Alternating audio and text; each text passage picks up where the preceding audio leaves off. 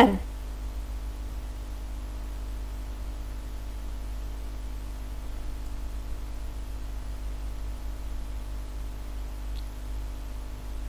Vamos a trabajar ahora con un nuevo sistema de coordenadas que en muchos casos puede facilitar la obtención de los límites de integración.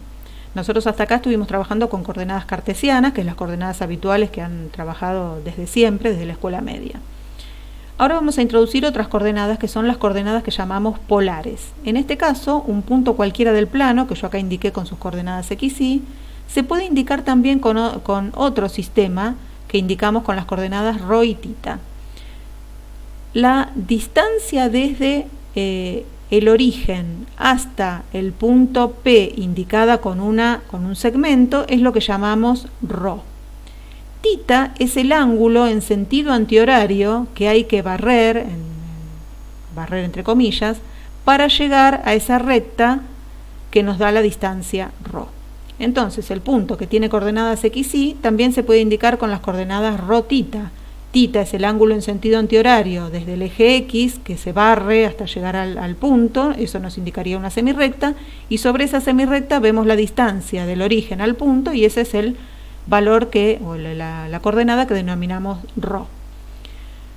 Para que estas coordenadas tengan sentido, ρ tiene que ser mayor o igual que 0 porque es un radio vector, es una distancia del origen al punto, y θ, que es el ángulo en el que se mueve ese radio vector, va a ser entre 0 y 2π. Una vez que cumplió toda la vuelta, ya, digamos, cubrió todos los puntos del plano. ¿Cuál es la vinculación entre coordenadas cartesianas y polares? Fíjense, si yo tengo ρ y θ y quiero obtener x, lo que tengo que hacer es proyectar este segmento rojo en el eje x, que se obtiene haciendo ρ por el coseno del ángulo. Si yo tengo ρ y θ y quiero la coordenada y del punto, lo que tengo que hacer es proyectar este segmento rojo en el eje y, con lo cual tendría que hacer el cálculo ρ por el seno de θ.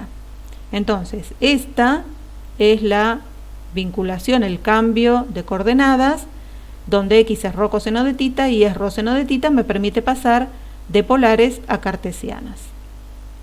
Aquí les dejo, esto va a estar en el aula virtual subido, un applet que ustedes pueden usar mediante el aplicativo GeoGebra, que les permite ir moviendo los puntos en el plano ρ, θ, es decir, cuánto vale ρ, cuánto vale θ, y ver cómo está modificándose el punto en el plano cartesiano.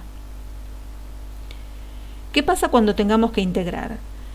Nosotros, el diferencial de área que trabajamos siempre en coordenadas cartesianas es diferencial x, diferencial y, que es un rectangulito. Pero ¿qué pasa cuando nosotros querramos calcular en polares?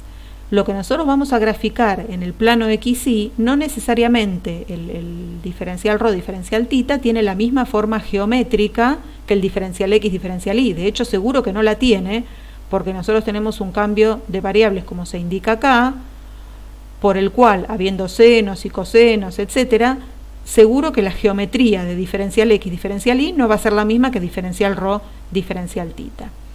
Entonces, ¿qué es lo que nosotros vamos a ver, entre comillas, en el plano x, y cuando grafiquemos algún recinto de integración, y que nos refiere a que va a ser más fácil de calcular en coordenadas polares? Si nosotros tenemos un rectangulito en coordenadas polares, que es lo mejor que nos puede pasar, porque un rectangulito en coordenadas polares implica que tanto el ρ como el θ se mueven entre constantes, que es lo más fácil de poner en límites de integración. Esto se va a ver reflejado como un trapecio circular. ¿Por qué? Θ igual θ1 sería este primer ángulo, θ1. Θ igual θ2 sería este segundo ángulo, que es mayor, porque θ2 es mayor que θ1. Cuando hago θ2, este ángulo grande, menos θ1, que es este ángulo más chiquito, me queda este sector que está acá.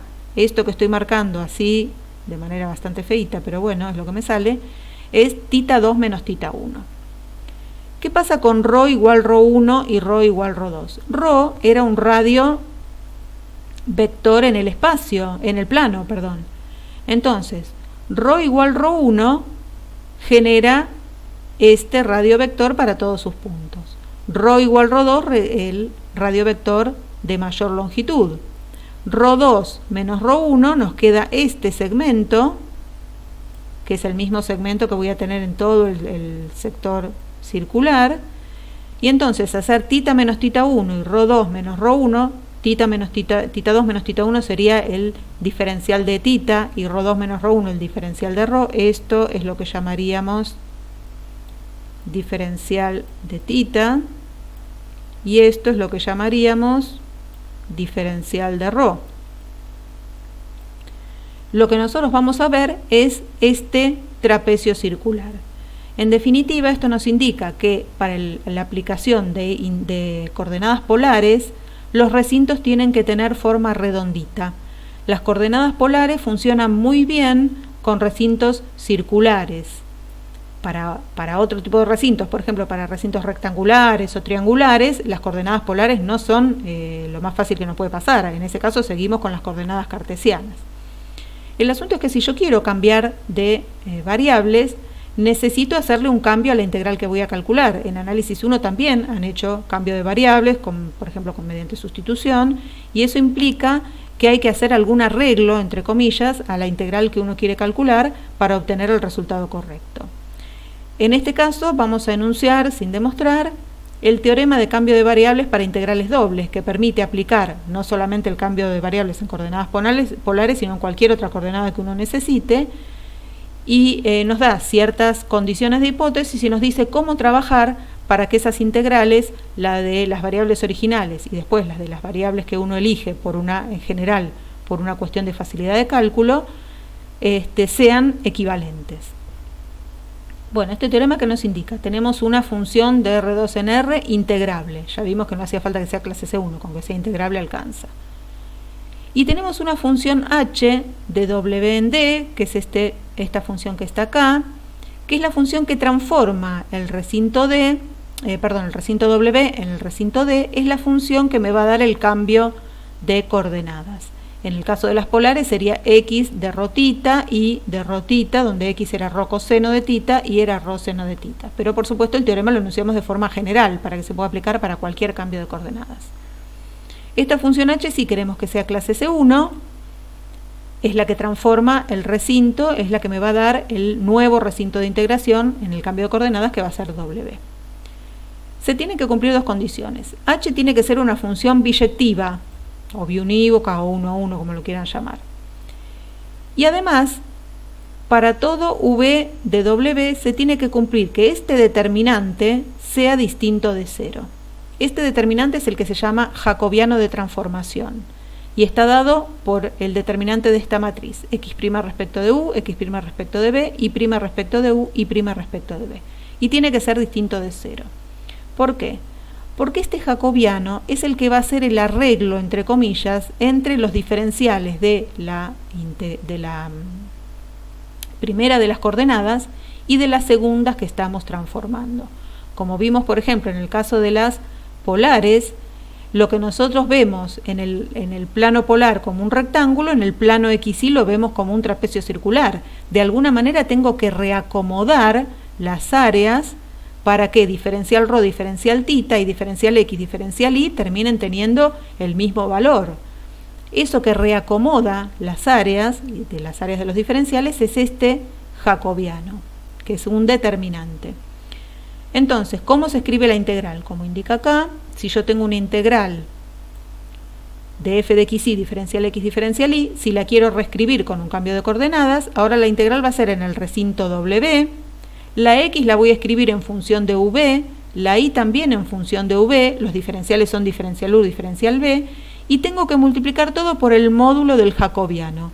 Como les dije antes, el jacobiano arregla, entre comillas, las áreas, por lo tanto lo tengo que poner en módulo porque tiene que ser siempre positivo para que ese arreglo quede como un arreglo de áreas, donde las áreas son siempre positivas. Entonces, este teorema es el que nos va a permitir usar tanto las coordenadas polares como cualquier otro cambio de coordenadas que querramos en integrales dobles. Este teorema igual tiene validez aun cuando la función h no sea biyectiva en un subconjunto de medida nula, o que este determinante no sea distinto de 0, pero siempre en un subconjunto de medida nula. Si las condiciones 1 y 2 no se cumplen, pero no se cumplen en un subconjunto de medida nula, no importa, el teorema sigue siendo válido. Bueno, como estábamos charlando previamente de las coordenadas polares y vemos que el jacobiano de transformación es imprescindible para hacer el cambio de variables, vamos a calcular el jacobiano para las coordenadas polares. Para eso repasamos entonces o recordamos cuál era la vinculación entre las cartesianas y las polares. En este caso x es rho coseno de tita y es rho seno de tita. Vamos a calcular entonces el determinante jacobiano y después calcularemos su módulo, que es lo que se utiliza en el cambio de coordenadas. A ver, si vemos acá el determinante jacobiano era x' respecto en este caso de rho y después x' respecto de tita. Derivamos x respecto de rho, nos queda coseno de tita. Derivamos x respecto de tita, nos queda menos rho seno de tita. Y la segunda fila de la matriz son y' respecto de rho, que es seno de tita, y después y' respecto de tita, que es rho coseno de tita. Calculamos este determinante, multiplicamos así en forma cruzada. Luego, como nos quedaron rho coseno cuadrado de tita más rho seno cuadrado de tita, sacamos rho de factor común, coseno cuadrado más seno cuadrado vale 1, o sea que el jacobiano es rho. Como nosotros necesitamos el módulo del jacobiano, recuerden que aquí, como dije antes, el jacobiano vincula áreas, así que necesito el módulo porque esa vinculación tiene que ser positiva. Vamos a evaluar el módulo del jacobiano. El módulo del jacobiano es el módulo de rho. Pero ya habíamos visto previamente que rho era siempre mayor o igual que 0 porque es un radio vector en el plano. Por lo tanto, el jacobiano es rho porque el módulo de rho es rho por ser un valor siempre positivo. Vamos a hacer algunos ejercicios de aplicación. Estos no son de la guía. Bueno, a ver, hallar el área de la región D definida por esta inecuación. X cuadrado más y cuadrado menor o igual que 25 con y mayor o igual que 0. En el igual, esta ecuación x cuadrado más y cuadrado igual 25, en el igual corresponde a una circunferencia con centro en el origen y radio 5. Como dice x cuadrado más y cuadrado menor o igual que 25, entonces es el círculo que indica todos sus puntos interiores. Pero además, como y tiene que ser mayor o igual que 0, nos queda la parte superior del círculo. Entonces tenemos que calcular el área de esa región. Como ya vimos previamente, el área de una región plana se puede obtener calculando la integral de la función 1 diferencial x diferencial y. Como acá tenemos una región que es la mitad de un círculo, y como ya charlamos antes, las coordenadas polares van a caer, pero de maravilla. Todo lo que sea redondito, circular, o tenga que ver con circunferencias y círculos, siempre va a ser mucho mejor calcularlo mediante coordenadas polares. Si nosotros trabajáramos con coordenadas cartesianas, por ejemplo, si dejamos la x constante, nos queda entre menos 5 y 5, y si evaluamos la y, si yo tomara las flechas en este sentido para evaluar la y va a estar entre 0 y esta curva, que en ecuaciones cartesianas es la raíz de 25 menos x cuadrado. Ya las raíces cuadradas son complejas, después la primitiva nos va a quedar peor. Entonces vamos a ver si podemos evaluar en coordenadas polares. En general lo que conviene primero mirar para las coordenadas polares es el valor de tita. Tita es el ángulo de barrido en sentido antihorario desde el eje X. Si yo me fijo qué ángulo de barrido tengo que tomar para poder abarcar todo el recinto, el ángulo, cuando yo me muevo así, ya barrí, entre comillas, todo el recinto. Es decir, que el ángulo es de 0 a pi. Como ya encontré una de las dos variables, en este caso tita, que se mueve entre constantes, ya puedo poner esta integral, que recuerden es la primera que escribimos, pero la última que resolvemos, y que es la que tiene que ir sí o sí entre constantes. Quizá la otra también vaya entre constantes, pero por el momento, ya que encontré una entre constantes, la ubico en como la más exterior de todas, que es la última que voy a resolver. Entonces tita va a ir entre 0 y pi. ¿Qué pasa con rho? Acá, rho, para rho, las flechas ahora son en el sentido del radio vector. ¿De dónde a dónde van todas las flechas? Ya no en sentido de los ejes, porque no estoy en diferencial x, diferencial y. Estoy en diferencial tita, diferencial rho. Entonces, si indico las flechas, si indico las flechas en sentido del radio, todas las flechas arrancan en el origen en 0 y todas las flechas terminan en 5, porque el radio del borde final, digamos, de las flechas es 5. Como indicamos acá, entonces, ρ va a ir entre 0 y 5. No olvidar que necesitamos el jacobiano. Cuando uno calcula una integral con cambio de variable, yo arranqué con diferencial x, diferencial y terminé con ρ y θ, sí o sí tengo que poner el jacobiano. Bueno, si ustedes hacen los cálculos, esto da 17,5 pi. Vamos a hacer otro. Supongamos que ahora nos piden la región D definida por x cuadrado más y cuadrado mayor o igual que 4 y menor o igual que 9 con y mayor o igual que módulo de x. Graficamos el recinto para tener claro qué es lo que pasa. En esta inecuación, en realidad son dos inecuaciones escritas en estéreo. Esta y esta. Arranquemos por la primera que redondeaba, que es 4 menor o igual que x cuadrado más y cuadrado.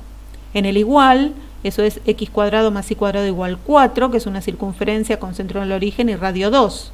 Esta de aquí, la más interior. Como dice que x cuadrado más y cuadrado tiene que ser mayor o igual que 4, respecto de esa circunferencia son los puntos exteriores. ¿Qué pasa con la otra inecuación? Es x cuadrado más y cuadrado menor o igual que 9. Bueno, acá la situación es parecida. Tengo como borde la circunferencia x cuadrado más y cuadrado igual 9, que es una circunferencia con centro en el origen y radio 3. Es esta que está acá exterior. Pero como acá dice menor o igual, en lugar de ser los puntos exteriores, como era en el caso de la otra circunferencia, van a ser los puntos interiores a la circunferencia de radio 3. Entonces, exteriores a la circunferencia de radio 2, interiores a la circunferencia de radio 3, nos queda este anillo circular que está marcado en rosa. Pero hay otra inecuación más. Me dice que y tiene que ser mayor o igual que módulo de x. Y igual módulo de x es esta b corta acá que todos conocen. Si es y mayor que módulo de x, entonces son los puntos que están por encima de la función módulo, por encima de esta b corta, y tenían que estar entonces por dentro del anillo circular y por encima de la b corta. Nos quedó este trapecio circular que estoy ahora rayando en el gráfico. Este sería el recinto al cual le tenemos que calcular el área. Otra vez, como son todas cosas redonditas, me conviene trabajar en coordenadas polares. Bueno, comenzamos con el planteo original de que un área es la integral de la función 1. Y vamos a ver ahora entonces, como ya comentamos, lo vamos a hacer en coordenadas polares que van a ser más sencillas, vamos a ver cómo evaluamos los valores tanto de ρ como de θ. Como les dije antes, conviene empezar por θ. Yo por lo menos habitualmente comienzo siempre por θ porque suele ser un valor fácil de evaluar. Entonces, ¿cuál es el valor del ángulo de barrido desde el eje X en sentido antihorario? Para barrer todo el recinto, el ángulo sería este de acá hasta acá. Y ahí tengo barrido todo el recinto en sentido antihorario. ¿Cuáles son estos ángulos? Bueno, como esta es una bisectriz y esta también es una bisectriz, el θ va a ir entre pi sobre 4 y 3 pi sobre 4. Como θ está entre constantes, lo escribo ya en esta que va a ser la última integral que voy a calcular, que sí o sí tiene que estar entre constantes. Si después la otra integral también está entre constantes, mejor, pero si no, eventualmente ya tengo la última constante, la última integral que voy a resolver, que es la primera que escribo, entre constantes. ¿Qué pasa con ρ? Acá dijimos que las flechas ahora eran en el sentido del radio vector, es decir, que van a ser flechas así. Bueno, a ver, así, bueno, no hago más porque se me dificulta el dibujo.